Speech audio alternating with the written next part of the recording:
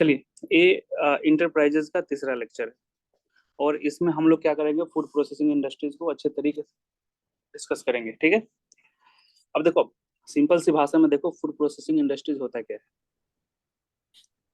Agriculture, कृषि। बिहार क्या है? एग्रीकल्चर स्टेट है।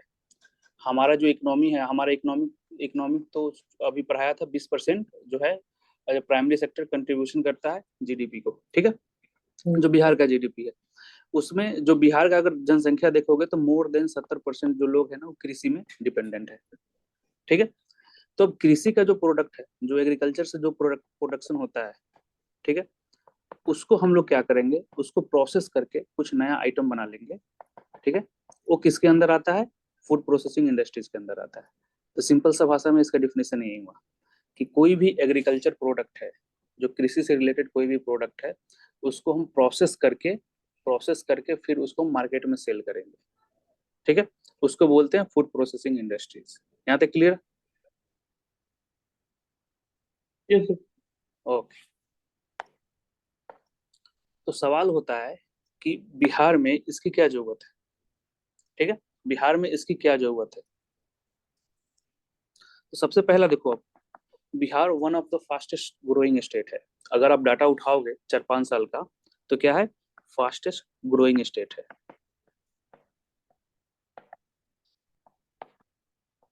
ठीक है ना, ग्रोथ रेट काफी हाई चल रहा है। मतलब क्या है कि डिमांड, क्या डाल के लिखेंगे कि बिहार में नीड क्यों है? हाँ हाँ, बिहार में इसकी क्या जरूरत पड़ गई, क्या पोटेंशियल है बिहार में, इसकी क्यों पोटेंशियल बोला जाता है कि फूड फूड क्या बोलते, फूड प्रोसेसिंग इंडस्ट्रीज का क्यों पोटेंशियल है, क्या जरूरत पड़ गया कि हमको इस पर ज्यादा ध्यान देना चाहिए। ठीक है, तो इसके बारे में थोड़ा इतिहास अगर आप देखोगे तो आपको पता होगा कि जब 2000 में बिहार और झारखंड अलग हुआ था, ठीक है, तो हमारा जो मिनरल रिच एरियाज था ना, जो झारखंड में जनरली आता है, वो झारखंड में चला गया था। तो हमारे पास बहुत ही कम अमाउंट में बचा था, वो भी साउथ बिहार में। तो जो नॉर्मल इंडस्ट्रीज लगाया जाता है वो तो हमारे पास फिजिबल है नहीं, क्योंकि हमारे पास रिसोर्स ही नहीं है ना। ठीक है, तो सेकेंड ऑप्शन क्या बचता है कि वही इंडस्ट्रीज लगाओ जिसका रिसोर्स हमारे पास अवेलेबल हो। तो एग्रीकल्चर अवेलेबल है हमारे पास, कृषि अवेलेबल है, उसमें हम लोग बहुत आगे हैं। तो इसीलिए बोला जा रहा है कि बिहार में इसका पोटेंशियल बहुत ही ज्यादा है, फूड प्रोसेसिंग इंडस्ट्रीज का। राइट, यहाँ तक क्लियर हुआ किसी को? कोई दिक्कत तो नहीं है ना? No sir. ओके, देखो, तो क्वेश्चन पूछा गया कि बिहार में इसकी क्या जरूरत पड़ गई, क्यों पोटेंशियल है फूड प्रोसेसिंग इंडस्ट्रीज। अगर बोला जाए कि बिहार में लगाओ तो बिहार में सक्सेस होने का चांसेस क्या है? तो बिहार फास्टेस्ट ग्रोइंग स्टेट है, मतलब डेवलप नहीं हो गया है, अभी ग्रो कर रहा है। तो ग्रो कर रहा है मतलब क्या है कि डिमांड इसका अभी ज्यादा होगा, हर चीज का डिमांड। ठीक है, अगला देखो, अब बिहार में लगभग 3/4 पॉपुलेशन, जो जनसंख्या है, लगभग मोर देन 70% किस पर डिपेंडेंट है? तो एग्रीकल्चर पर डिपेंडेंट है, कृषि क्षेत्र पर डिपेंडेंट है। ठीक है, अब कृषि क्षेत्र पर डिपेंडेंट है, एग्रीकल्चर पर डिपेंडेंट है, तो यहाँ का जो प्रोडक्शन होगा उसको उसी का तो यूटिलाइज इसमें करेगा फूड प्रोसेसिंग में। यहाँ तक किसी को दिक्कत? No sir. ओके, अब तीसरा देखो, तीसरा क्यों बोला जाता है कि इसका पोटेंशियल बहुत ही ज्यादा है। बिहार जो फ्रूट्स है एंड वेजिटेबल है, फ्रूट्स मतलब फल एंड सब्जी। ठीक है, अब इसमें टॉप 10 पर है, टॉप 10 में आता है रैंकिंग में। देखो, अब यहाँ पर हम रैंकिंग लिखवाए नहीं है, रीजन ये है कि डाटा ओल्ड था। ठीक है, नया डाटा आते ही आपका रैंकिंग वहां पर आपको याद करना होगा और इसमें अपडेट कर लीजिएगा, और मैं भी मेंशन कर दूंगा। ठीक है, जब प्रीलिम्स आता है ना तो हम लोग रैंकिंग याद करते हैं कि सब्जी में इतने नंबर पर है, फ्रूट्स में इतने नंबर पर है, सब जो है ना ये सब। तो हमेशा ध्यान रखिएगा कि जो डाटा प्रीवियस डाटा है ना उसमें टॉप 10 में बिहार है। ठीक है, तो अगर हम कोई फ्रूट्स फ्रूट्स का एग्जांपल से ले लो, इसमें देखो कि फल है, कोई फल, अब जैसे मिक्स फ्रूट मिक्स जूस हम बना सकते हैं। ये फल का क्या प्रोडक्शन में है टाइप? क्या टॉप 10 में? हाँ हाँ, प्रोडक्शन प्रोडक्शन। तो जैसे एग्जांपल ले लो कि इसको कैसे प्रोसेस कर सकते हैं, जैसे फ्रूट्स है, तो फ्रूट्स से हम लोग, फल से क्या क्या बन सकता है? जूस बन सकता है, जैम बन सकता है, ऐसा बन सकता है कि नहीं? राइट, तो क्या है कि यही कहाँ पर बनेगा, इंडस्ट्रीज में बनेगा। तो ये जो फल है, फल से हम प्रोसेस करके इतने आइटम्स बना सकते हैं और इसको मार्केट में सेल कर सकते हैं। तो बिहार में हमेशा देखिएगा कि फल और सब्जी में हमेशा रैंकिंग जो होता है ना, पूरे इंडिया में टॉप 10 में रहता है प्रोडक्शन में, राइट। इसलिए पोटेंशियल माना जाता है कि हम इस जो खाद्य प्रसंस्करण जो उद्योग है, फूड प्रोसेसिंग इंडस्ट्रीज है, उसका यूटिलाइजेशन, उसका पोटेंशियल बिहार में बहुत ही ज्यादा है। ठीक है, अगला देखो। अब बहुत सारे कुछ ऐसे प्रोडक्ट हैं जिसका यूटिलाइज हम बहुत ही ज्यादा कर सकते हैं, जैसे जीआई टैग मिला है, ठीक है ना। जैसे शाही लीची कहाँ पर पाया जाता है? मुजफ्फरपुर। मुजफ्फरपुर। अब देखो, अब शाही लीची का हम इस्तेमाल किस में कर सकते हैं? जूस में। फ्रेस्का का जूस पिए होगे ना लीची का, जूस में, जैम में, सॉस में। जैम में कर सकते हो, ये सब में। हाँ, तो क्या है कि शाही लीची हो गया। उसके बाद अगर आप देखोगे तो जर्दालू आम का नाम सुने हैं? Yes sir. इसका भी यूटिलाइजेशन कर सकते हैं। तो ऐसे सारे जितने भी जीआई टैग प्रोडक्ट है ना,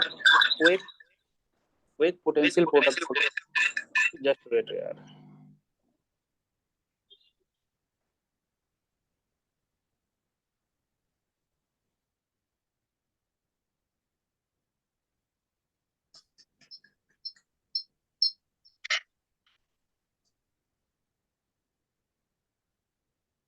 हाँ, दिख रहा है इमेज, मिरर दिख, सॉरी स्क्रीन दिख रहा है ना सबको? Yes sir. ओके। तो क्या है कि अब देखो, तो जर्दालू आम हो गया, ऐसे बहुत सारे जितने भी जीआई टैग प्रोडक्ट है उसका हम इस्तेमाल कर सकते हैं इस इंडस्ट्रीज में। यहाँ तक किसी को समस्या? क्या बोल रहे हो? No, so as a raw material. हाँ, एज ए रॉ मटेरियल। अब आगे देखिए, आगे देखिए। हाँ, हमारा जो बिहार है ना, डेमोग्राफिक डिविडेंड में काफी इनरिच्ड है। अब इसका हिंदी क्या होता है? जन संख्यिकी लाभांश, ठीक है ना। उसमें क्या है? इनरिच्ड है। अब मतलब क्या है कि जब हमारे पास यूथ बहुत ज्यादा है, यूथ हमारे पास ज्यादा है, तो जो अगर हम इंडस्ट्रीज बनाएंगे, इंडस्ट्रीज को बैठाएंगे, तो उसमें चीप लेबर का इस्तेमाल कर सकते हैं। सस्ते दाम पर लेबर हमें मिल जाएगा, मिलेगा कि नहीं? Yes, sir. तो जब Yes, sir. हमें सस्ता दाम पर लेबर मिल जाएगा, उसके बाद हमें हमारे पास रिसोर्स ऑलरेडी है, एग्रीकल्चर में हम सबसे अच्छा प्रोडक्शन कर ही रहे हैं, ठीक है। तो हमें और चीज की क्या जरूरत है? ठीक है। तो दीज आर द रीजन, मतलब इसके कारण हम बोल सकते हैं कि बिहार जो है ना, काफी पोटेंशियल है इस इंडस्ट्रीज में। जो फूड प्रोसेसिंग इंडस्ट्रीज है उसमें काफी कुछ किया जा सकता है। ठीक है, यहाँ इसको तक क्लियर? सर जनसांख्यिकीय लाभांश को अगर डाल दे और इसको एक्सप्लेन नहीं करे तो चल जाएगा? हाँ, उसके नीचे डाल दीजिए ना कि इसके क्या क्या फायदे होंगे आपके, डेमोग्राफिक डिविडेंड के, जनसंख्या की लाभांश। लैंड फोर्स पार्टिसिपेशन रेशियो हाँ हाँ। में फायदा है, जैसे 73.5 है बिहार में। अब देखो, कहीं भी इंडस्ट्रीज कोई भी बनता है, कहीं भी इंडस्ट्रीज को हम स्टेब्लिश करते हैं, तो सबसे पहले डिमांड क्या होता है? रिसोर्स, लैंड, ये सब के बाद कि भाई हमको जो काम करने वाला मिले, सस्ता मिले, जो लेबर मिले, ज्यादा पैसा ना मांगे, यही यही मांगता है ना। और बिहार आपको पता है कि पूरे इंडिया में प्लाइन पर, माइग्रेशन में कितने नंबर पर है? Second number. सेकेंड नंबर पर है। हाँ, सेकेंड नंबर पर है। हाँ, और बाहर जाके सस्ते सस्ते दाम पर काम करते हैं। तो वही हम पोटेंशियल बिहार में दे दिए तो वो लोग जाना बंद कर देंगे। बंद तो नहीं करेंगे, लेकिन कमी आएगी कि नहीं? और उस लेबर का यूटिलाइजेशन हम बिहार में कर सकते हैं कि नहीं? राइट। Yes sir. हाँ। यस तो यहाँ तक किसी को समस्या है? नहीं है नो ना? सर। तो अगर क्वेश्चंस आया आपको, पहला डिमांड ऑफ क्वेश्चंस आ गया कि अगर सपोज करो कि क्वेश्चंस पूछ दिया कि जो फूड प्रोसेसिंग इंडस्ट्रीज है उसको बिहार में क्या क्या पोटेंशियल है, कि उसको गवर्नमेंट क्या कर रहा है, काफी ज्यादा प्रमोशन कर रहा है, प्रमोट कर रहा है, तो अब पोटेंशियल बता दोगे कि ये पोटेंशियल है कि अगर हम बिहार में लाएंगे तो फेल नहीं करेगा, राइट। यहाँ तक क्लियर? Yes sir. अब देखो, अब क्वेश्चन यहाँ पर हमने पोटेंशियल डिस्कस कर लिया कि बिहार में क्यों आना चाहिए। अब हम डिस्कस करेंगे इसके फायदे क्या क्या होते हैं, अगर बिहार में आ गया तो इसके फायदे क्या क्या होगा। सबसे डिफिकल्ट पार्ट है ना यहाँ पर कि इस फील्ड में, इस इंडस्ट्रीज को लेके गवर्नमेंट का जो सरकार है उसका स्टेप क्या क्या रहा है, ठीक है, उसके बाद चैलेंजेस क्या क्या रहा है। तो इतने सारे हम डायमेंशंस को कर लेंगे तो फूड प्रोसेसिंग इंडस्ट्रीज पर सवाल आएगा तो हम बना देंगे, ठीक है, यहाँ तक किसी को दिक्कत। अब देखो, अब इसके पॉजिटिव पॉइंट क्या क्या हैं, अगर हम इंडस्ट्रीज को लाते हैं तो क्या क्या फायदा हो सकता है, ठीक है। सबसे पहले फायदा क्या है, ये किससे रिलेटेड है, फार्मर से रिलेटेड है, फार्मर से रिलेटेड है ना, किसान से रिलेटेड है इंडस्ट्रीज।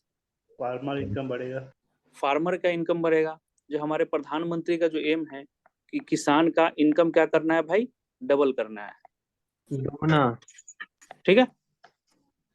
अब देखो, अब किसान का इनकम डबल करना है, उसके अलावा पर कैपिटा इनकम भी बढ़ेगा। अगर आप पहला क्लासेस किए होंगे इकोनॉमिक सर्वे का पहला, तो उसमें बताया था कि पर कैपिटा इनकम बिहार का पूरे इंडिया में क्या है, सबसे कम है, ये बढ़ेगा, ठीक है, यहाँ तक क्लियर। सेकेंड फायदा क्या होगा कि अगर हम इस इंडस्ट्रीज को लाते हैं तो इंडस्ट्रियल डेवलपमेंट होगा बिहार में, जो काफी रिक्वायरमेंट है। आपको भी पता है कि आपको बेरोजगारी कम करना है, अनएम्प्लॉयमेंट कम करना है, तो उसके लिए एक ही समाधान है, इंडस्ट्रीज को लगाओ, ठीक है। सर पहले पॉइंट में रूरल डेवलपमेंट लिख सकते हैं क्या ओवरऑल इसका? रूरल डेवलपमेंट में बहुत सारे डायमेंशन आ जाएगा ना, हाँ लिख सकते हैं, कोई दिक्कत नहीं है, ठीक है, लिख सकते हैं। अब सेकेंड पॉइंट में क्या है कि इंडस्ट्रियल डेवलपमेंट इन बिहार, ये काफी जरूरी है, क्योंकि यही एक सेक्टर है जिससे आप रोजगार दे सकते हो और बेरोजगारी को कम कर सकते हो, ठीक है, यहाँ तक, ठीक है, यहाँ तक किसी को समस्या। बिहार में क्या करना है, औद्योगिक विकास करना है, इससे क्या होगा, फायदा होगा।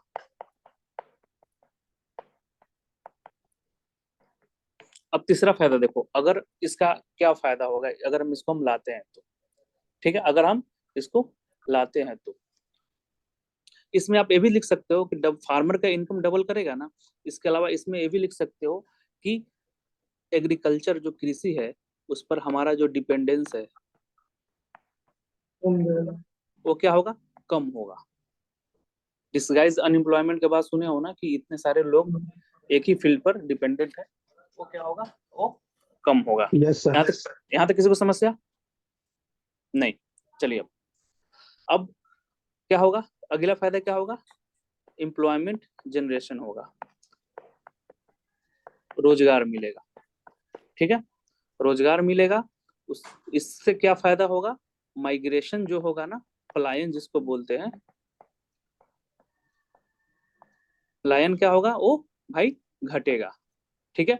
यहाँ पर एग्जांपल दे सकते हैं कि भाई जो रैंक है ना बिहार का, वो कितना है, पूरे इंडिया में दूसरे नंबर पर है। और क्यों प्लान करते हैं हम लोग, हमारे पास बेसिक नीड्स नहीं है। जैसे यूथ बहुत सारे कारण के लिए प्लान करते हैं, एक तो जैसे हम आपको जैसे लोग प्लान करेंगे तो हमारा काम क्या होगा, पढ़ने के लिए, क्योंकि यहाँ पर एजुकेशन इंस्टीट्यूशन नहीं है। अगर बूढ़े लोग प्लान करते हैं तो उनको हेल्थ प्रॉब्लम होता है, तो यहाँ पर अच्छे हेल्थ इंफ्रास्ट्रक्चर नहीं है।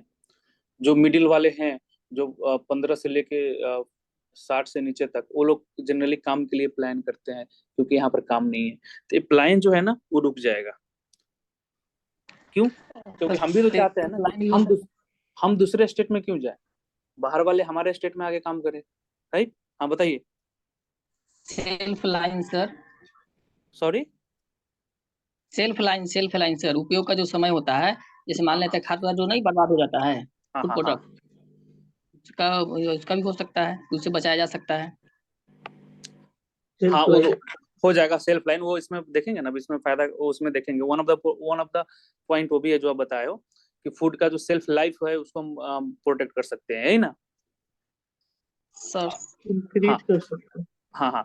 तो अब देखो, अब तो यहाँ तक क्लियर हो गया। अब अगला फायदा क्या होगा कि अगर सपोज करो कि अगर आप रोजगार फूड प्रोसेसिंग इंडस्ट्री या कोई भी इंडस्ट्रीज डाल रहे हो, बिहार में लगाना चाहते हो, उस पर डेवलपमेंट करना चाहते हो, तो टेक्नोलॉजी लाओगे भाई, टेक्नोलॉजी लाओगे ना?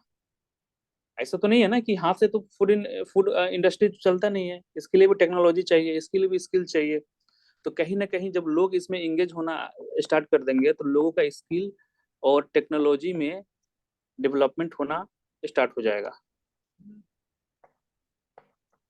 यहाँ तक क्लियर? बात को समझ रहे हो ना? आप अपने तरीके से आप इसको लिख सकते हो, ठीक है। अगला फायदा क्या हुआ कि एक अभी प्लीज म्यूट कर लीजिए। क्या नाम है इनका, माही ने क्या बोला है कि जो फूड है, जो खाद है, जो जैसे बहुत सारी चीजें होती है ना जल्दी से, खास कर फल हो गया, फ्रूट्स हो गया या वेजिटेबल हो गया, तो इसका जो सेल्फ लाइफ होता है ना बहुत ही कम होता है। फल को अगर रेफ्रिजरेटर में डाल दोगे तो थोड़ा सा चल जाएगा, अदरवाइज सड़ जाएंगे, ठीक है। तो इसका क्या है कि अगर हम फूड प्रोसेसिंग में बेच देंगे तो जो बर्बादी होता है फूड का, जो फूड का बर्बादी होता है वो क्या होगा, वो डिक्रीज हो जाएगा। क्योंकि अगर कोई भी फल बर्बाद हो रहा है या वेजिटेबल बर्बाद हो रहा है तो नुकसान किसको हो रहा है, फार्मर को हो रहा है। यहाँ तक किसी को दिक्कत है? पॉइंट क्लियर हो गया? Yes sir. अब देखो, अब अगर आप गांव के निवासी होंगे तो जनरली आपके घर में क्या उगता है, मेजोरिटी ऑफ द प्रोडक्ट में क्या उगता है बताओ? अब कोई एक बताना। चावल, गेहूं। चावल, चावल, गेहूं और दाल, यही उगता है ना। किसी के घर में थोक भाव में सब्जी उगा के बेचा जाता है या फल? आया ना? आम सर बेचते हैं। अरे आम, आम चलिए आम मान लेते हैं, फल फल में आम मान लेते हैं, आम लीची बेचते होंगे। नॉर्मल फल जो जैसे वाटरमेलन हो गया, बनाना हो गया, केला, ये सब हो गया, ये सब या सब्जी वगैरह कोई बेचता है? नहीं। अरे सब करोड़पति है क्या यहाँ पर? कोई किसान का बेटा नहीं है। क्रॉप डाइवर्सिफिकेशन होगा। केला बिकता है सर। हाँ, अब देखिए, अब तो जनरली क्यों नहीं इसको हम यूज करते हैं, क्यों नहीं बिकते हैं? क्योंकि इसका धान गेहूं में हमको धान गेहूं दाल इस सब में हमारे सेल्फ लाइफ बहुत ही ज्यादा होता है। डर नहीं लगता है कि अरे खत्म हो जाएगा।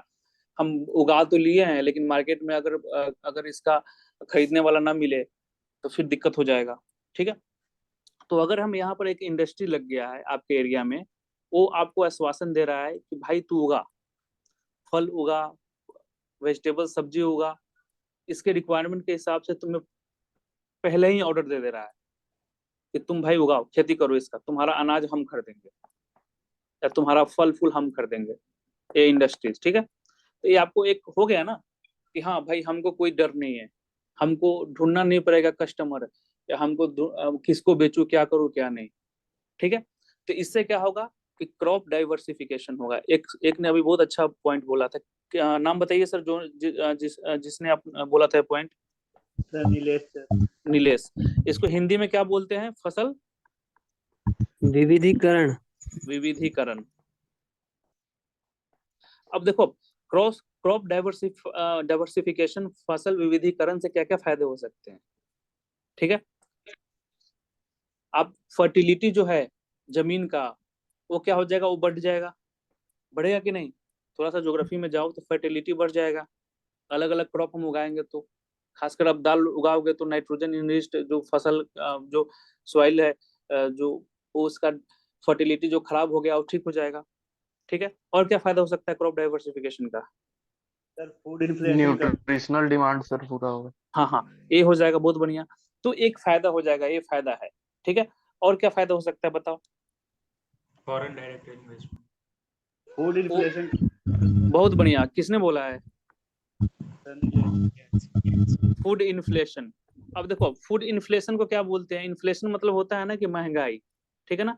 तो जो खाने से रिलेटेड जो है ना, जो फूड प्रोडक्ट से लोग महंगाई जो है ना, वो क्या हो जाएगा, वो डिक्रीज हो जाएगा। अगर हम सिर्फ आलू क्या बोलते हैं, दाल गेहूं चावल ही उगाएंगे, बाकी सब सब्जी और फल नहीं उगाएंगे, तो प्रोडक्ट का शॉर्टेज हो जाएगा। जब प्रोडक्ट का शॉर्टेज हो जाएगा तो महंगा महंगा हो जाएगा। अगर हम डाइवर्सिफाई कर देंगे तो इन्फ्लेशन जो होता है ना, महंगाई होता है ना, फूड इन्फ्लेशन मतलब क्या होता है कि जो खाद से रिलेटेड जो भी चीज है ना उसके दामों में कमी आ जाना, ठीक है ना। फूड इन्फ्लेशन क्या होगा, डिक्रीज होगा। तो ये फायदा हो सकता है। और ये क्या फायदा हो सकता है बताओ? अब देखो, एक अगर हम इन्वायरमेंट को लेके देखें या वर्ल्ड लेवल पर देखें तो एसडीजी का नाम सुने हो ना, सस्टेनेबल डेवलपमेंट गोल। ठीक है। Yes, तो sir. तो एसडीजी में कितने गोल हैं, कितने लक्ष्य हैं?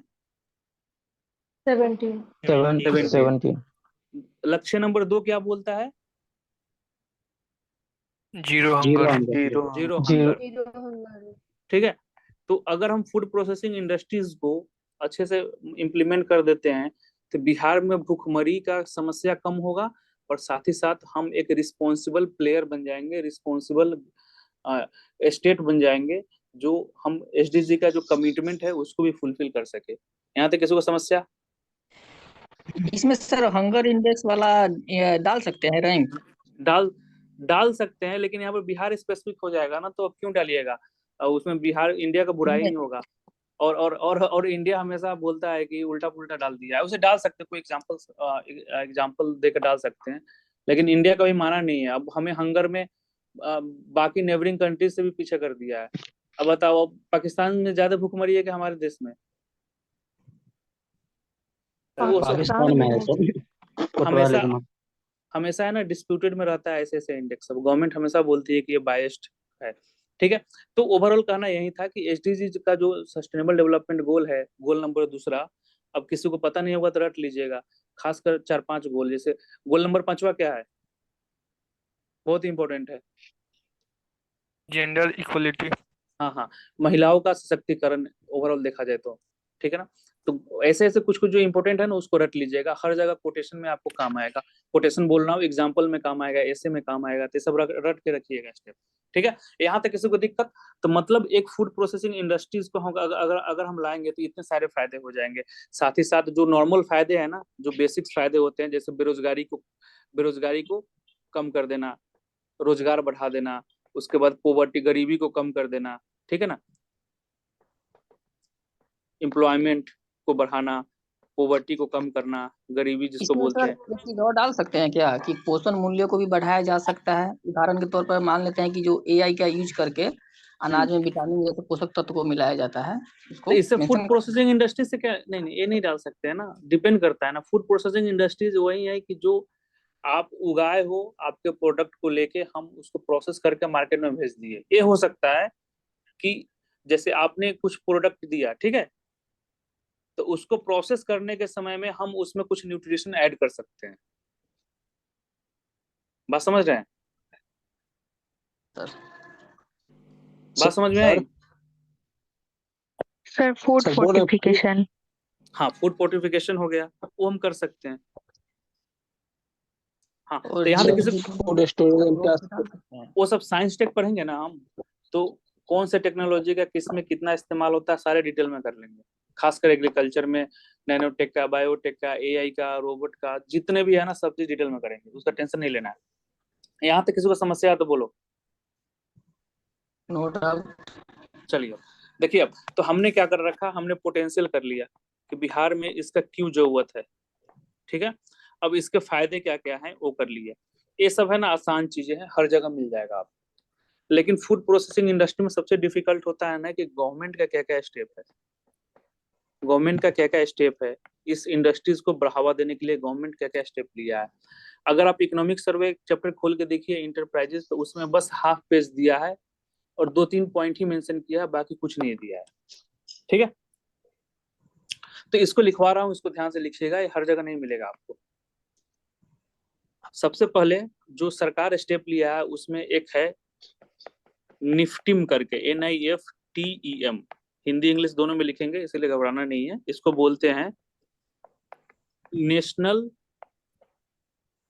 Institute of food technology entrepreneurship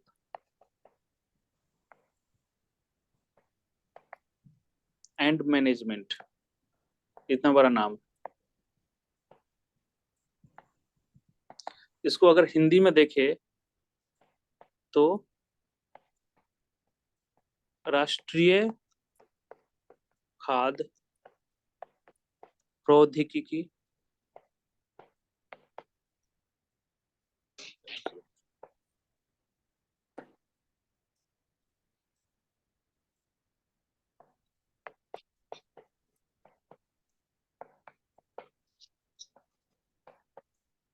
उद्यमिता और प्रबंधन संस्थान। यहाँ तक दिक्कत हो, यहाँ तक कोई दिक्कत तो नहीं हो गया नाम में? ठीक है। अब देखो भाई, नाम को लिख लेना, थोड़ा लंबा नाम है, इसलिए नेफ्टी में याद करना बस। ठीक है। इंटरप्रेन्योरशिप के बाद क्या लिखा है? Entrepreneurship and management. मैनेजमेंट है, मैनेजमेंट। ठीक है। अब देखो, अब ये सेंट्रल गवर्नमेंट द्वारा, अब इसका काम क्या है बता देते हैं। सेंट्रल गवर्नमेंट द्वारा मतलब भारत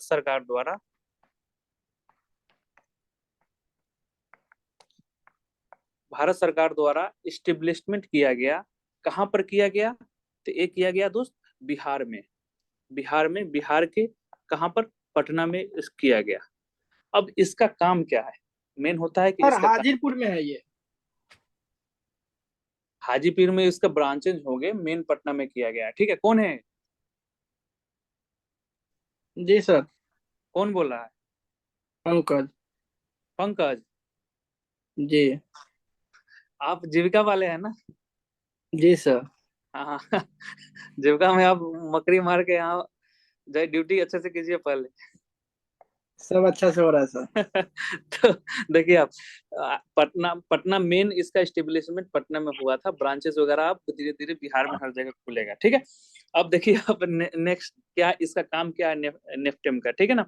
अब ये क्या करता है कि कैपेसिटी इन्हांसमेंट करता है। सबसे पहले ये क्या करेगा कि जो फूड प्रोसेसिंग इंडस्ट्रीज है ना, एफपीआई जिसको बोलेंगे हम, अब लिखेंगे समझ जाइएगा। फूड प्रोसेसिंग इंडस्ट्रीज को है ना बढ़ावा देने के लिए ये बैठाया गया था। वन ऑफ द इसका मेन गोल था, मेन एम था कि हम क्या करेंगे, फूड प्रोसेसिंग इंडस्ट्रीज को हम क्या करेंगे, बढ़ावा देंगे। ठीक है। और ये सरकार, भारत सरकार के द्वारा किया गया है। और इसका एक और काम है जो पटना में खुला है, जिसका कैपेसिटी इन्हांसमेंट सेंटर।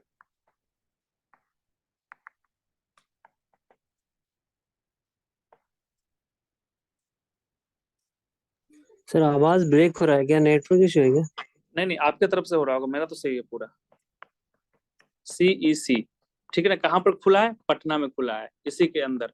तो नेफ्टेम क्या कर रहा है? Capacity enhancement centre. इसका हिंदी क्या होगा? क्षमता वृद्धि केंद्र क्या सर? बहुत बढ़िया, फिर से बोलिए। क्षमता वृद्धि केंद्र। हाँ, तो अब देखो, अब तो नेफ्टिम क्या है? ये सेंट्रल गवर्नमेंट के द्वारा खोला गया है। इसका काम क्या है कि फूड प्रोसेसिंग इंडस्ट्रीज इस सबको बढ़ावा देना है बिहार में।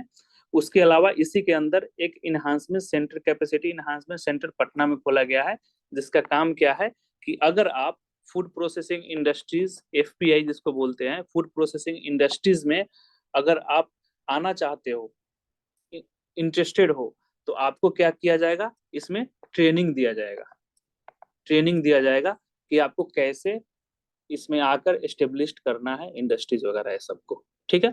और बाकी जो भी सहायता होगा वो दिया जाएगा। तो ये नेफ्टिम का काम क्लियर हो गया? पंकज सर क्लियर हुआ?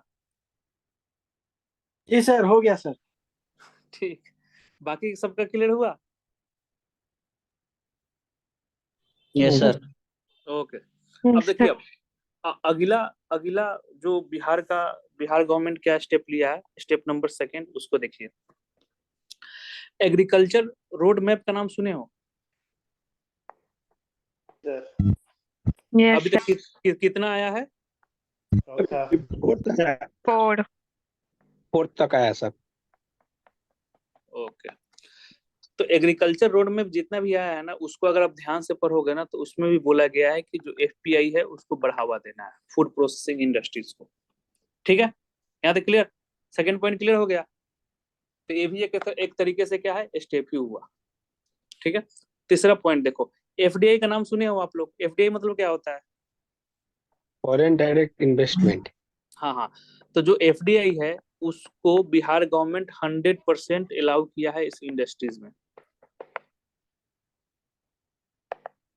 मतलब अगर सेंट्रल गवर्नमेंट किया है, और क्या है कि अगर मतलब बिहार में कोई भी बाहर से निवेश करने आता है तो उसको 100% निवेश कर सकता है। FDI 100% है। क्यों? क्योंकि ताकि इसको बूस्ट किया जा सके। मतलब टोटली प्राइवेट प्लेयर को पूरा रोल दे रहा है, पूरा मौका दे रहा है कि भाई आके तू बिहार में इन्वेस्ट कर। ठीक है। चौथा, जो गवर्नमेंट, बिहार गवर्नमेंट का जो रोल है उसके बारे में बताता हूँ, जो हमने ऑलरेडी डिस्कस कर रखा है, Bihar investment and promotion policy.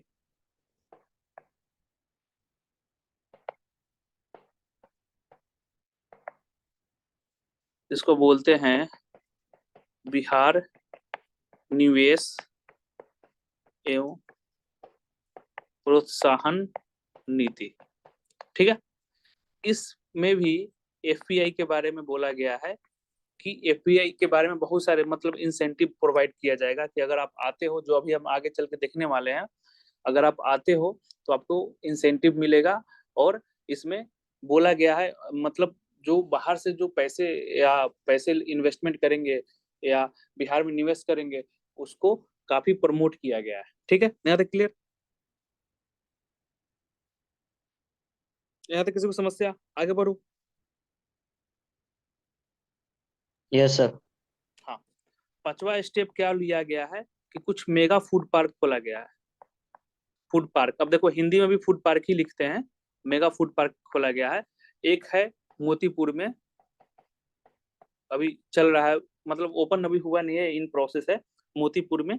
ठीक है, मोतीपुर कहाँ है? मुजफ्फरपुर में है। ठीक है ना। और एक कहाँ है, कोई नाम बता पाएगा? मुजफ्फरपुर। खगड़िया में। खगड़िया। मुजफ्फरपुर में ही तो मोतीपुर आ गया ना। अच्छा। ठीक है ना। तो यहाँ भी क्या खोला जा रहा है? Mega food park. अब मेगा फूड पार्क क्या है? ये जितने भी अगल बगल के रीजन के जो एग्रीकल्चर रिलेटेड प्रोडक्ट है उसको मार्केट में वो क्या करेगा, किसानों से खरीद के इसके अंदर ले आकर प्रोसेस करेगा। यहाँ तक क्लियर? यहाँ तक किसी को समस्या है तो बोलो भाई। सर मेगा फूड पार्क नहीं समझ में आया। अरे देखो अब क्या होता है, जैसे बहुत बड़ा एरिया है, ठीक है ना, जी बहुत सर। बड़ा एरिया है, इसके अंदर बहुत सारे चीजें होंगे। वन ऑफ द होगा फूड प्रोसेसिंग इंडस्ट्रीज भी इसके अंदर होंगे। अब इसका नाम सुने हो? Exclusive economic zone, special economic zone, ये सब जो होता है, एक पूरा एरिया, बहुत बड़ा एरिया होता है, उसके अंदर बहुत सारे चीज फैसिलिटीज आपको मिलेंगे। आप वहां पर लेके अपने, हाँ हाँ हाँ, उसको आके अपना सामान ले आके बेच सकते हो, सारे चीज प्रोडक्शन वगैरह सब उसी में होगा। समझ रहे हो ना। तो ओवरऑल ये टैकल किया गया है, फूड प्रोसेसिंग इंडस्ट्रीज को देखा गया है, और मेन इसका मकसद ये है कि इस जो फूड प्रोसेसिंग इंडस्ट्रीज है उस क्षेत्र में क्या करना है, इसको काम करना है। यहाँ तक किसी को समस्या? चलो आगे आगे बढ़ते हैं। छठा जो स्टेप लिया है बिहार सरकार, वो एग्रो प्रोसेसिंग क्लस्टर खोला है। ठीक है ना। ये आपको पॉइंट मिल जाएगा, 2-3 पॉइंट, यही सब पॉइंट दिया गया है आपको इकोनॉमिक सर्वे में, हिंदी में भी लिखेंगे।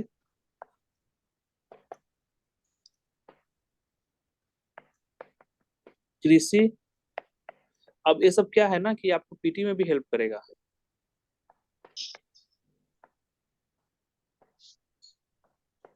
क्लस्टर, ठीक है ना, कहां पर खोला गया है? Being developed in Begusarai. ठीक है। अब एग्रो प्रोसेसिंग क्लस्टर, अब इसका मतलब तो समझाना नहीं पड़ेगा ना कि क्या करेगा है। जो भी स्टेप है सबका काम क्या है कि फूड प्रोसेसिंग से रिलेटेड है। ठीक है ना। मेन इसका मोटिव यही है कि जो एफपीआई है, फूड प्रोसेसिंग इंडस्ट्रीज है, उसको क्या करना है, बढ़ावा देना है।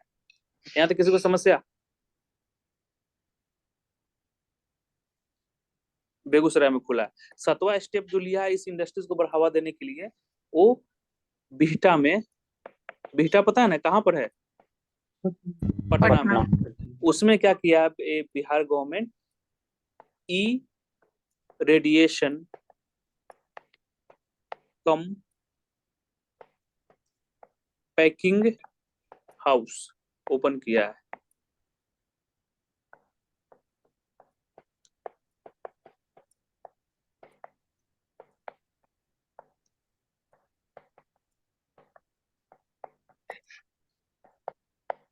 ठीक है। उसके अलावा packing house for export,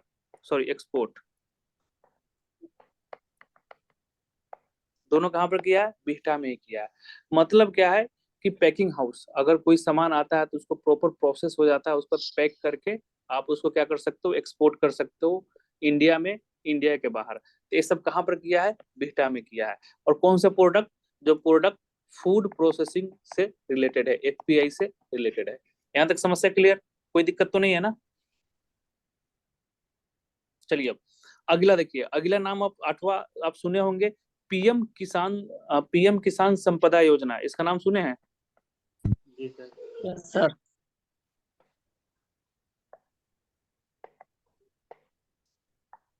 PM लिख लीजिएगा, मैं किसान संपदा योजना लिख देता हूँ।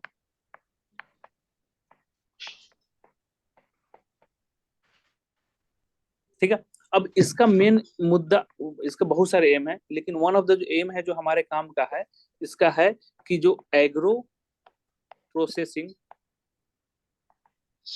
क्लस्टर है वो बिहार में खोलेगा। ठीक है ना, इन बिहार।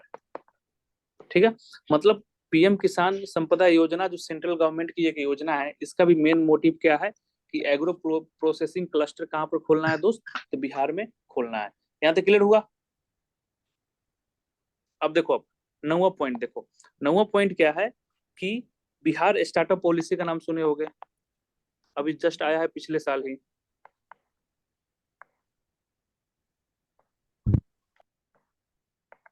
- 2022 में आया है बिहार स्टार्टअप नीति। ठीक है, अब इसका अगर आप इसके डिटेल में जाओगे तो इस जो पॉलिसी है उसमें ये भी लिखा गया है कि हम क्या करेंगे कि इंडस्ट्रियल ग्रोथ को बूस्ट करना है, specially in food processing sector. मतलब जो भी इंडस्ट्री फूड प्रोसेसिंग से है उसको क्या करना है, उसको क्या करना है, ग्रोथ करना है। मतलब क्या है कि अगर आप कोई स्टार्टअप का आइडियाज लेके आते हो, ठीक है, अब वो कहीं ना कहीं फूड प्रोसेसिंग से रिलेटेड है, तो गवर्नमेंट आपको हेल्प करेगा उसको ग्रोथ करने में। यहाँ तक किसी को समस्या, यहाँ तक किसी को समस्या? No sir. Okay. No sir. अब देखिए, अब तो बिहार गवर्नमेंट का स्टेप हमने 9 के राउंड कर लिया, आपको वहां पर 4 से 5 ही लिखने हैं, हो जाएगा, काम चल जाएगा अपना। तो हमने क्या किया कि पोटेंशियल क्या है फूड प्रोसेसिंग इंडस्ट्रीज में, इसको डिटेल में करवाएं क्योंकि मुझे काफी इंपॉर्टेंट लग रहा है। उसके बाद इसके फायदे क्या क्या है वो करवा दिए। सबसे जो मेन मुद्दा है कि बिहार सरकार इसमें क्या स्टेप लिया है वो अच्छे से करवा दिए। अब देखो, इसमें कुछ चैलेंजेस हम कर लेते हैं। चैलेंजेस बहुत सारे हो सकते हैं, छोटे मोटे जो सारे जगह लिखते हो, लेकिन जो जो कुछ कुछ चैलेंजेस है ना जो काफी इंपॉर्टेंट है उसको हम करते हैं। देखो, पहला चैलेंजेस है कि अगर आप इंडस्ट्रीज खोल रहे हो तो उसको प्रॉपर सप्लाई देना होगा आपको। जैसे सपोज करो कि भाई हम जैम का इंडस्ट्रीज खोल लिए, या जूस का इंडस्ट्रीज खोल लिए, वाटरमेलन जूस का इंडस्ट्रीज खोल लिए, तो हम किसान पर डिपेंडेंट है कि हमको रॉ मटेरियल्स हर जगह, मतलब हर साल इतने क्वांटिटी में खरबूज तरबूज जो भी हो ला के देगा। ठीक है, अगर नहीं दिया, अब बिहार में समस्या क्या है ना कि ऊपर वाला जो पूरा जो बिहार का जो रीजन है 2 भागों में बांटा गया है, तो ऊपर वाले में बाढ़ आता है, नीचे नीचे वाले क्या है, सूखा है, सूखा है। तो एक समस्या है कि अगर सप्लाई में मिसमैच हुआ ना तो ये किसान के लिए तो नुकसान है ही, साथ ही साथ जो इंडस्ट्रियलिस्ट है जो अपने पैसे लगा के निवेश लगा के बिहार में खोले हैं उनके लिए भी नुकसान है। तो पहला जो चैलेंजेस है डिमांड एंड सप्लाई का। बात क्लियर समझ में आ गया सबको कि जो मैं क्या बोलना चाह रहा हूँ? Yes sir. Demand and supply का, डिमांड एंड सप्लाई को सर कैसे लिखेंगे? लॉजिस्टिक हाँ? संबंधी चुनौतियां डाल सकते हैं। हाँ, raw demand and material, supply में हाँ लॉजिस्टिक, नहीं ना, लॉजिस्टिक संबंधी चुनौतियां इसको लिखें तो हाँ, लॉजिस्टिक लिख सकते हैं, रॉ मटेरियल्स लिख सकते हैं, और उसके बाद आप एग्जांपल्स में ये भी कोट कर सकते हैं कि ऊपरी वाला रीजन जो है वो किससे प्रभावित है, बाढ़ से प्रभावित है, नीचे वाला सूखा से प्रभावित है। तो हो सकता है कि कभी सिचुएशन आ सकता है कि ऊपर वाले रीजन में नॉर्थ बिहार में बाहर आ गया, पूरे फल सब्जी को ही खराब कर दिया। या लीची या आम हर साल तो होता नहीं है ना, कभी कभी एक साल होता है एक साल नहीं होता है आम। तो डिमांड सप्लाई करना बहुत ही जरूरी है, अगर डिमांड सप्लाई नहीं होगा तो फिर दिक्कत हो जाएगी। तो ये एक चैलेंजेस है। ठीक है, अगला चैलेंजेस क्या क्या है कि लोगों के पास, अगर अगर देखो, अब हम आपको बोले दो ऑप्शन है, कोई एक नाम बताओ अपना। पंकज जी हैं? सर ये बताइए, आपके पास दो ऑप्शन है कि रियल का जूस पीजिएगा या आप फल आपको काट के देंगे खाने के लिए, दोनों में से पसंद कीजिएगा? सर इजी में जूस पी लेंगे। आप कामचोर आदमी है, मेहनत नहीं करना तो चाहते। तो देखिए तो देखिए क्या है, देखिए जनरली हमारे पास एक दो ऑप्शंस होते हैं। पंकज जी एक्सेप्शनल लोग हो गए। सर महंगा हो सकता है, ये भी तो लिपट बोल नहीं सकते हैं नहीं, ना, फूड एक, फल के कंपैरिजन। हाँ हाँ, एज अ ह्यूमन बींग्स हमारा एक नेचर होता है कि हमारे पास ऑप्शंस आए ना कि फ्रेश फ्रूट खाने का, फल जो ताजा फल हो, जो हम पेड़ पौधा से तोड़ के ले आके काट के, या मार्केट से पैक्ड केमिकल भरा जूस हमको मिले पीने के लिए। दोनों में से क्या करोगे आप? Pankaj ji fresh chemical fruit पियेंगे, आप क्या खाएंगे। आप क्या करोगे? Fresh fresh fresh fresh fruit. Sir fresh. Fresh fresh fruit ही खाओगे? लेंगे। हाँ हाँ, तो ये सबसे बड़ा फ्रेश ले कंसर्न। लेंगे, बट घर में आ जाएगा तो। सर पहले आपने फ्रेश नहीं बोला था। अच्छा ठीक है। तो लो डिमांड ऑफ, पंकज जी मेरे दोस्त हैं बहुत क्लोज, तो लो डिमांड। जूही को जानते हो सब आप लोग? जूही जो वीडियो है। सर इनको हाँ कैसे सर, पता जानते हैं होगा? सर। अरे जानते हैं, पुराने कुछ होंगे इसमें। भैया जो 66 बैच में थी। हाँ हाँ, राइट राइट। उन्हीं के क्लोज, मतलब अपना क्लोज बोल रहा हूँ, अपना अपना भाई है, और इन्हीं के बदौलत वो जूही आज वीडियो बनी है। तो लो डिमांड ऑफ प्रोसेसिंग फूड, जो प्रोसेसिंग फूड है उसका डिमांड है ना कम है, खासकर बिहार में। अब देखो भाई, एक और एग्जांपल ले लो, उसका एग्जांपल दे दिया, एक और एग्जांपल ले लो। आपके पास गेहूं हो गया, गेहूं है, और यहाँ से प्रोसेसिंग करके शक्ति भोग का आटा आपको मिल रहा है, ठीक है। और आपके पास गेहूं है, आपके पास ऑप्शन है कि गांव में चक्की उक्की में ले जाकर पिसवा के सस्ता ले आए। आप किसको चूज करोगे? चक्की। चक्की वाला चूज करोगे ना, क्योंकि कम दाम में मिलेगा, ठीक है। तो क्या है कि हम इंडस्ट्रीज तो लगा देंगे, प्रोडक्शन तो कर लेंगे, लेकिन लोगों के हैबिट को चेंज करना इज वेरी डिफिकल्ट टास्क, ठीक है ना। तो एक हैबिट जो बना हुआ है ना लोगों का, उसको चेंज करने की जरूरत होगी। जब तक हम चेंज नहीं करेंगे तब तक ये पॉसिबल ही नहीं है, ठीक है, और इसमें समय लगेगा। अब अगला देखो चैलेंजेस क्या है कि इंफ्रास्ट्रक्चर। इंफ्रास्ट्रक्चर का हिंदी क्या होता है? आधारभूत ढांचा। अवसंरचना सर। हाँ हाँ। एंड लॉजिस्टिक, लॉजिस्टिक का हिंदी क्या होता है? लॉजिस्टिक ही होता हाँ। अब इसका चैलेंजेस है, ये सबसे बड़ा चैलेंज है बिहार में। अब कारण बताते हैं। इंफ्रास्ट्रक्चर में आपको एक एक सबसे बड़ा है कि आप इंडस्ट्रीज खोल रहे हो तो आपको जमीन चाहिए, जमीन चाहिए, और भी छोटे छोटे जमीन नहीं चाहिए, बहुत बड़ा जमीन चाहिए। और इकोनॉमिक सर्वे में पिछले बार हमने क्या पढ़ा था कि बिहार का लैंड होल्डिंग कैपेसिटी कितने परसेंट है? 0.39%, मैंने 0.39 पर हेक्टेयर परसेंट बोल रहा हूँ। मतलब क्या है कि बिहार में अगर देखें तो एवरेज एक लोग के पास सिर्फ 0.39 हेक्टेयर जमीन है, एवरेज, ठीक है ना। इकोनॉमिक सर्वे बोला था, नया डाटा अब जब पढ़ेंगे तो देख लेंगे। मतलब क्या है कि इतना हेक्टेयर 0.39 ही। अब क्या है कि तुम्हें इंडस्ट्रीज खोलना है, तो तुम्हें बहुत सारा जमीन चाहिए, इतना सारा जमीन चाहिए। अब इतना सारा जमीन के लिए क्या करना होगा कि 10 से 15 किसान को बात करना होगा, वो अपना अलग अलग डिमांड रखेगा कि हमको इतना पैसा चाहिए, ये चाहिए, वो चाहिए। तो जमीन खरीदना इज वेरी डिफिकल्ट बिहार में, ठीक है। उसके अलावा, जमीन खरीदने के अलावा बिजली चाहिए। बिजली, चलो बिजली की समस्या सही हो गया है, लेकिन सेकेंड क्या है कि मार्केट से कैसे लिंक्ड करोगे? हम बना लिए जैम जूस जूस बना लिए, इंडस्ट्री अब कहाँ बेचोगे? कोल्ड चलो स्टोरेज। चलो हमको बेचना है, तो एक्सपोर्ट करने का भी समस्या है, एक्सपोर्ट करने का भी समस्या है। तो ये सब जो कॉस्ट है ना, ये सब बहुत बड़ा चैलेंजेस है, ठीक है। तो बाकी जो छोटका मोटका चैलेंजेस है वो आपको पता ही होगा, लेकिन दीज आर द चैलेंजेस। यहाँ तक किसी को समस्या है तो बोलो।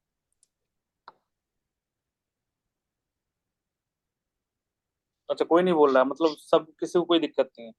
तो देखो, अब तो सर फूड इसमें कोल्ड चेन का सर इशू हो सकता है ना, जैसे लॉजिस्टिक में तो ठीक है आ जाएगा, लेकिन क्या है कि कोल्ड चेन अलग से हो सकता है इसमें। हाँ लिख सकते हैं, सारे लॉजिस्टिक एंड इंफ्रास्ट्रक्चर में आ जाएगा आपको। सर स्किल्ड और ये स्किल्ड ह्यूमन कैपिटल और ट्रेनिंग ये सब का भी तो इशू आ सकता है ना कि ये सब का इशू जा सकता है। हाँ इसका भी इशू जा सकता है। उसके अलावा लेबर है, उसको बुला सर के एक कल्चरल बैरियर लिख सकते हैं हम लोग। एक्सप्लेन कीजिए सही से सर। मतलब ऐसा है कि जैसे प्रोसेस मीट है तो घर वाले बोलेंगे कि ना भाई ताजा लेके आओ, ऐसा भी हो सकता है ना। हाँ वो सर ने उसी में बताया ना, प्रोसेसिंग फूड हैबिट्स में। पंकज जी अब हमारे बात को Corruption को ध्यान भी से डाल सुन नहीं रहे हैं। पंकज जी ये क्या है हैबिट वाला? अच्छा सर आप सुनाइए। ऋण पोषण में भी प्राप्ति हो सकता है। क्या क्या? ऋण एवं वित्त पोषण प्राप्ति में समस्या। अरे इतना खतरनाक सुन, थोड़ा सा ऐसा बोलो कि सारे लोग समझ पाए। मतलब वो लोन के लिए बोल रहे हैं। अच्छा लोन नहीं वो समस्या नहीं। अब देखो फूड प्रोसेसिंग इंडस्ट्रीज आप खोल रहे हो तो आप तो खोल नहीं सकते, हम तो खोल नहीं सकते। उसको खोलने के लिए बड़े प्लेयर ही आएंगे, और बड़े प्लेयर जो होते हैं ना उनको आसानी से लोन मिल जाता है, समझ रहे हो? तो वो समस्या चलो हो सकता है थोड़ा बहुत, लेकिन उतना फिजिबल नहीं है। लैंड एक्विजिशन प्रॉब्लम भी तो हो सकता है। हाँ वो हम यहाँ पर लिख दिए थे ना, इंफ्रास्ट्रक्चर में आ जाएगा, लैंड जमीन सर का। ये सर जो रेड टेपिज्म जो ये सब होता है सर, ये जो क्लियरेंस जल्दी नहीं मिलता है। ये सब देखो, अब ये सब रेड टेपिज्म हो गया, करप्शन हो गया, और उसके बाद पेपर वर्क हो गया, ये सब है ना अब पुराना आउटडेटेड चीजें हो गया। जो पहले हम लोग लिखते थे 2-4-5 साल पहले, कोई भी कमी हो तो सब में करप्शन है, रेड टेपिज्म है, ब्यूरोक्रेसी है, ये फलाना ढिमकाना। लेकिन अब इस सब का रेलेवेंस खत्म हो गया, क्योंकि इसको गवर्नमेंट ही प्रमोट करना चाह रही है। और गुणवत्ता नियंत्रण और परीक्षण और संरचना की कमी। जैसे टेस्टिंग लैब बोल रहा है सर। जैसे सर क्या है ना कि जैसे बहुत क्या है ना कि छोटे छोटे कंपनी भी और बिना कोई रेगुलेशन का जैसे है ना वो आ जाता है, और हेल्थ के साथ जो है ना वो ये करता है, क्या बोलते हैं, हेल्थ के साथ मतलब वो सही इफेक्ट नहीं डालता है ना, मतलब जो पैरामीटर होना चाहिए वो फॉलो नहीं करता है। अरे पैरामीटर तो उसका तो मिसयूज होता है, वन ऑफ द रीजन। आप सही बोले हो। अब देखो बाबा रामदेव भी सुप्रीम कोर्ट के कोटघरा में घेरे हुए है ना, पतंजलि को लेकर। न्यूज पढ़ रहे हो कि नहीं? हाँ तो जब इतने बड़ा प्लेयर ऐसा कर सकता है, छोटे मोटा तो कर ही देगा सब। अब मुझे नहीं लगता है कि चेक चेक होता भी है। बहुत सारे छोटे छोटे आपको प्रोडक्ट आते हैं मार्केट में, जिसका मसाला उसाला मिलता है, नीचे फसाई का लोगो चिपका देता है। तो इतना होता है उस, हाँ वो वन ऑफ द आप रीजंस लिख सकते हो। ठीक है, तो अब देखो अब क्या है। कंट्रोल एंड टेस्टिंग में भी तो लिख सकते हैं ना। क्या क्या? मतलब कि बहुत अच्छा टेस्टिंग यूनिट नहीं है जो ग्लोबल स्टैंडर्ड को मेंटेन नहीं कर पाता है। हाँ वो चैलेंजेस में लिख सकते हैं, लेकिन क्या है कि हाँ वे फॉरवर्ड में भी लिख दीजिएगा कि अगर अगर गवर्नमेंट इंसेंटिव दे रही है, इतना प्रमोट कर रही है, तो प्रॉपर उसका रूल्स एंड रेगुलेशन भी होने चाहिए। ठीक है, तो देखो ओवरऑल क्या है कि फूड प्रोसेसिंग इंडस्ट्रीज पर आएगा 38 मार्क्स का क्वेश्चन, तो आपसे होगा कि नहीं ये बताओ। हो Yes, जाएगा sir, हो जाएगा। यस सर, अब हो जाएगा सर। हो जाएगा ना? हाँ तो आज के लिए इतना ही करते हैं। और सर वे फॉरवर्ड आगे कराना इसमें ये सब